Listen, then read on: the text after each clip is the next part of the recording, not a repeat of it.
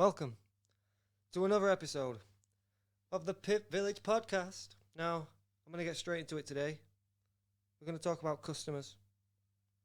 The customer is always right. We hear this a lot, don't we? The customer is always right. In my opinion, in my humble opinion, the customer is not always right. It's not a case of saying, screw you, customer, see you later, you're not right.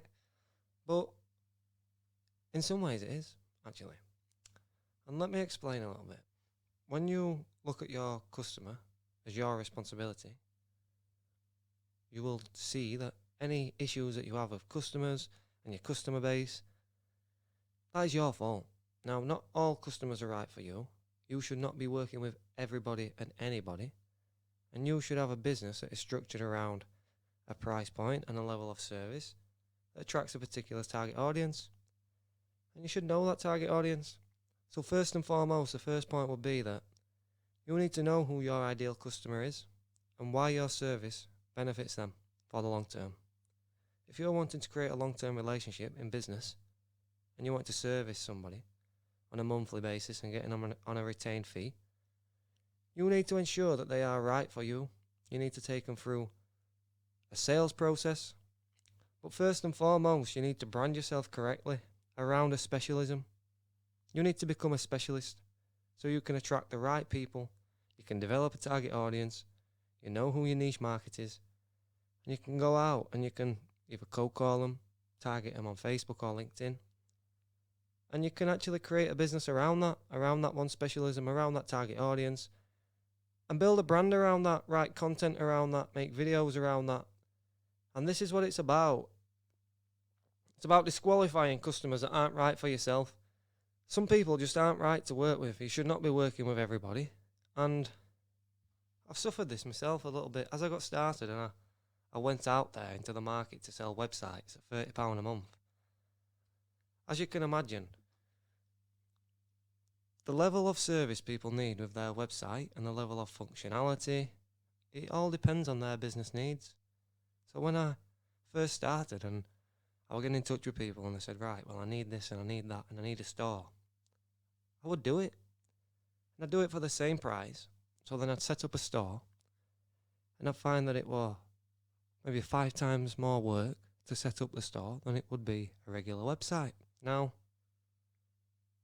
I had to take a step back, particularly when I had a customer. He wanted to meet me at my house. We met, we had a conversation around me fulfilling, a service to him, essentially for £30 a month. He left me with a manual to set up a learning system online. He wanted me then to set up a learning system along with a website and an e-commerce store. And any learners that he attracted to his online learning system, he wanted me to set them up with an administrative account and create courses and put them on his website. Now, I had to think about this when he left, and of course, it was going to be too much to commit to. I looked at the project, and I didn't even have the skills in order to fulfill his needs. I could not even create the system if I tried. It is not in my skill base. I create specific websites that work for specific businesses. And eventually I had to tell him this, and it didn't work out well. He was very upset. But if I would have brought him on as a customer, I would have been so stressed that this company probably wouldn't have existed anymore. So I had to make a decision based on the long-term success of my business. Right, I cannot work with everybody. And when I am now approached by people and they ask me, well, can you do this and can you do that? I tell them no. And I tell them no early. If I do believe that we can get it done, I tell them, right, yes, this is possible, but it may take some time. And you're going to have to develop the content required in order to fulfill this, because I'm not going to be responsible for instance, managing your online store for £30 a month. It is not sustainable. I can create the website with the hosting included and all the stuff that, my resources that I've got to pay out for. But to manage a store for you and keep uploading new products, and it's just too much work. So you will have to do that. And that has been fine with one customer. But then I took a step back even further and I said, right, do I even want this? And the answer was no. So anybody approaches me now and they say, can we do e-commerce and sales on the website? Tell them no, I'm not able to do that. And that has been the best decision for me because it's allowed me to narrow down on one target audience. It's allowed me then to set the right professional boundaries, learn to say no. And another point here is that you need to tell people, this service is not for you.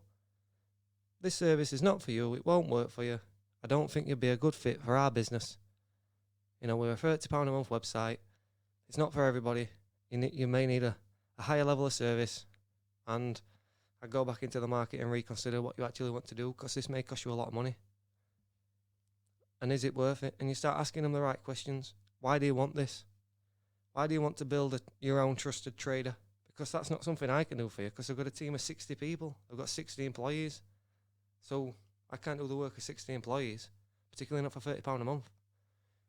So you know, you've got to weed all that stuff out, because if I make websites for local companies and somebody asks me, look, can you make me a website that's like Trusted Trader and Check a Trade, where people can sign up and do this and that for me?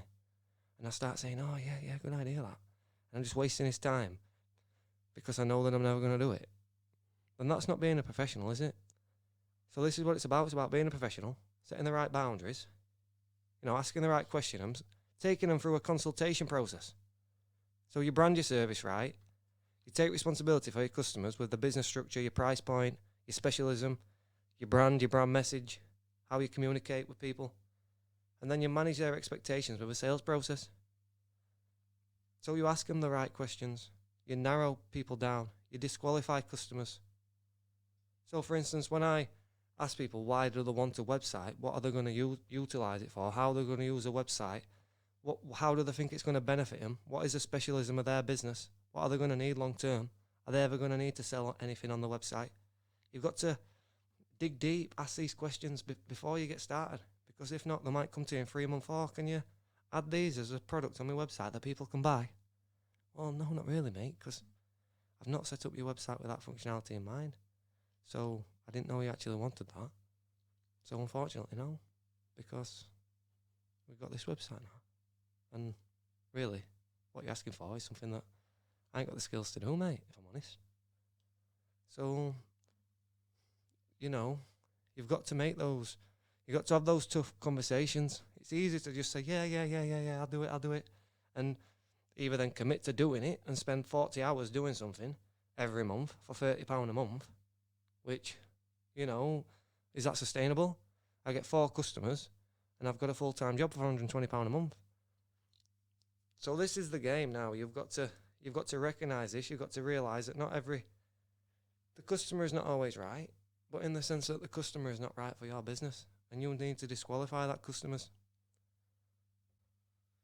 So we talked about knowing your target audience, taking responsibility for your customer base, with your business structure, with your branding, managing the expectations through a sales process, being a professional, setting the right boundaries, being the authority figure, you know, taking the lead in the relationship, in the business relationship. Look, this is what I offer, this is what I don't offer, this is how it benefits you. And knowing the benefits of your service to your customer, who your customer is, and targeting them specifically with your brand. Knowing that not every customer is right for your business. Now, you might ask, that's all well and good, Carl. You're saying all this stuff, but how does that help me? What can I do today in order to attract the right customer then, mate? Come on, if every customer's not right, what can I do in my business to suddenly magically make everything okay? So we spoke a lot about a specialism. So that is one point. And how do you do that?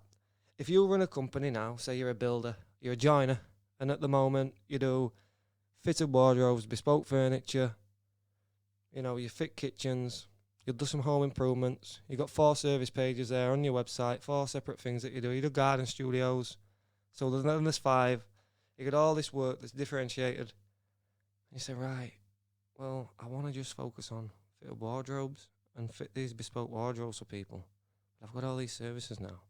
What one of my customers has done, create himself a new brand under a new name, and then he's done exactly that. He wants to specialise in fitted wardrobes, and he's building a portfolio up specifically of fitted wardrobes with the long-term aim to eventually only do that work, and the other company is going to let that go because he recognises that if he is a generalist, he can never get ahead.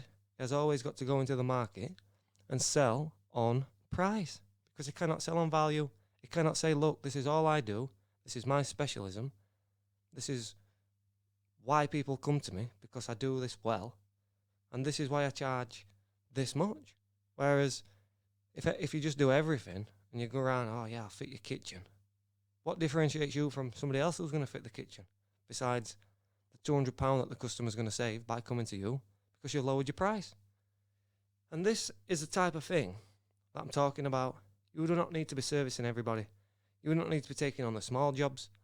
You need to, well, you may make a living out of taking the small jobs, and that is fine, and specialise in that, get a couple a day, and people do that. But you can't just take everything and anything, because it doesn't work. So when I say to people, why do you want to create a website? What is your specialism? Like, so I can build a brand, i.e. the homepage, all the content on the website. We are specialists in this. We're property renovation specialists. And that works better than being, I'm a building specialist. I'm a builder, essentially. And I do everything and anything for anybody. It just doesn't work. So you've got to disqualify customers. And how do you do that? You do it with your price point. You do it by displaying your prices. That were a great move by one of my customers. Again, on the website, we put all his pricing structure there because they were fed up with people phoning him up, and then he'd quote them, and then they say, oh, well, that's expensive.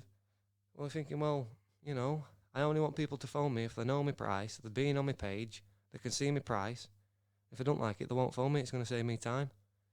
So again, he knew, I don't want to be dealing with these people who don't want to pay me this money because this is what I do. I am a specialist in this service. So if I can't appreciate that, then I don't want to be haggling on price. I don't want them to phone me up asking me to do it £200 cheaper because I've got a quote somewhere else. I want them to know, look, this is his only price point and this is it. And we've achieved that. So he's narrowing his customer base down. He's disqualifying people. You can do it with your brand image as well. You can do it with what you say.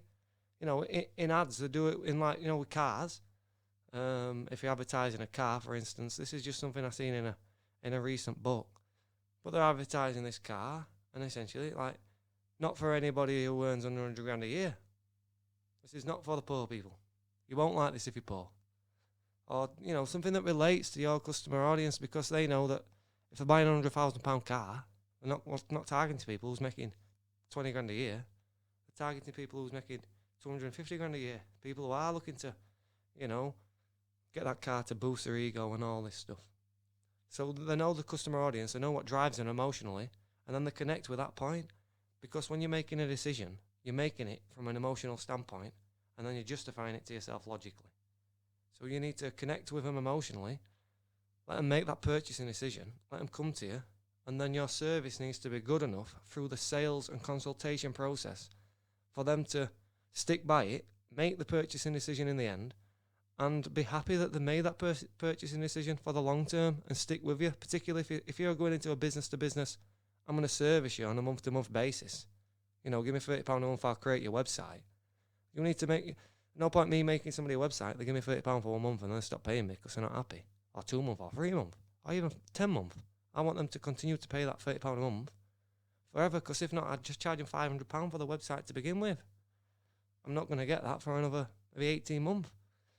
So I'm always looking at things for the long term, and I'm building a customer base where I know I need 10 people like X. Like, I got a customer in January, and I was like, right, I just need 100 of this guy. Fair enough, he don't really understand the value of this service because, you know, I don't know it.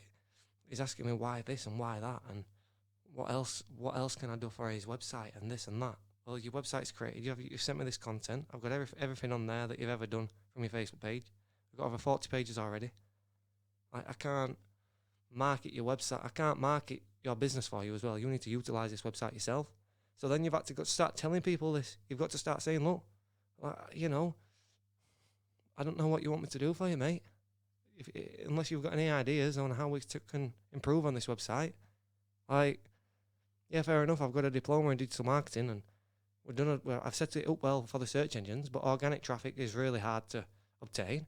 You're fighting with all these high quality websites, the high authority websites such as your Rated People, Checker Trader, all them come up on the first pages. So then it's Google Adverts. If you want to do Google Adverts, the direct traffic to your website, I'll gladly make you a landing page for people to come to specifically for that ad. And I mean, come on, I only charge you £30 a month. You'd have to go to Wix and pay them £20 a month in order to create your own website and manage it yourself.